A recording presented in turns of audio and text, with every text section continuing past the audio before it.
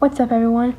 I'm doing a bit of a different video today, so you might be able to tell my audio might sound a little bit different, but I'm here back for the Ant-Man and the Wasp review. I saw it the second time about a week ago today, or today when I'm recording this, but I was lazy. And I was also going to record Battlefront 2 footage, but then I decided that I would have to loop it eternally, so I'm just going to put this poster up on there for eternity. Alright, ready? Let's get into it. Now first I want to talk about the connections to the other MCU movies, because this movie, of course, being part of the MCU, has a lot of those. So first off, we do know that, I think we know, this takes place, I think, concurrent to Infinity War, because it's clearly not before Infinity War, because they do mention in Infinity War that Scott is under house arrest, and he gets out of house arrest in this movie. So I'd say it definitely takes place during the events of Infinity War. Of course, there are also references to Civil War, which is where we last saw Ant-Man, and Bill Foster says that Hank grew to a size that finally fit his ego, which I think is kind of funny. But yeah, that is actually how Scott got in jail, as you know, because you watched the movie. And Hank Pym will be a good segue into S.H.I.E.L.D. and how the Ghost character, how her origin story was. I think she was a better villain than some other MCU villains, because she has decent motivations. Like, she doesn't just want to take over the world or something cliche and generic like that. She wants to heal herself. And the thing is, at the end of the movie, if I was Ghost, I would have asked, "Hey Janet, when you're healing, can you just can I keep my powers? Just get rid of the pain?" Oh yeah, thanks.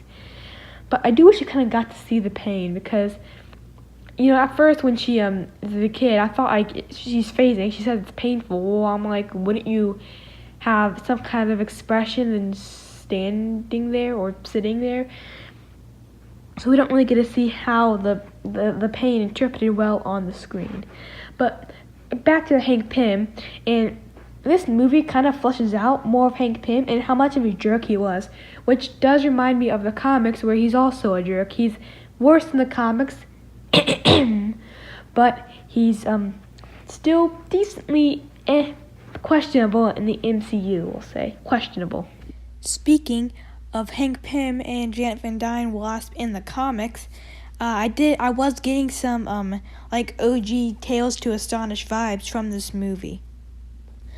Mainly during the times in the movie where Ant-Man was giant sized and Hope had to help him and shrink him down, especially in that school where he grew and then he almost broke the ceiling and the walls. That was definitely had to be a reference to in the comics when Hank Pym Ant-Man grows too large too fast. He breaks out of a house, and then Janet has to go and give him a pill to have him go back down to normal size. And just FYI, for some it was a pill in the comics, but then he could generate Pym particles with his mind. Comics are weird, alright?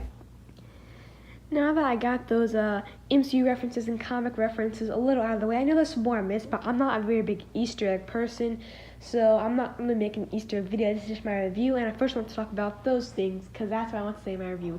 But now, here's what you really came for, my thoughts on this movie. So, I thought this movie was a pretty solid Marvel movie. I prefer the first Ant-Man, but I do like this movie. Sadly, the humor didn't really land for me very much. I understood the jokes, but it just didn't make me laugh out loud for some reason, which is unfortunate, because this movie and the Ant-Man character in general in the Marvel Cinematic Universe is very humorous. He's a very comedic guy, and he's even played by a comedian, so I just wish the humor landed.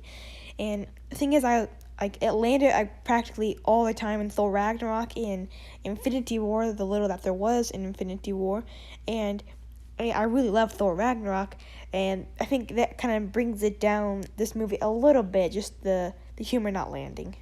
And that's going to wrap up my review.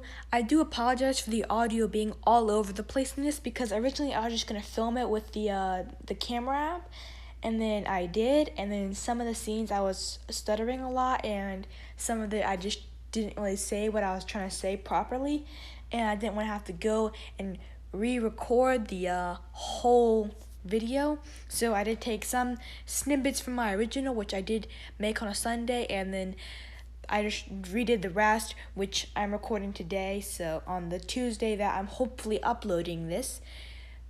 But again, thank you for watching this video. If you've even stayed this far, which I'm betting you have not, if you have seen my analytics, you know what I'm talking about.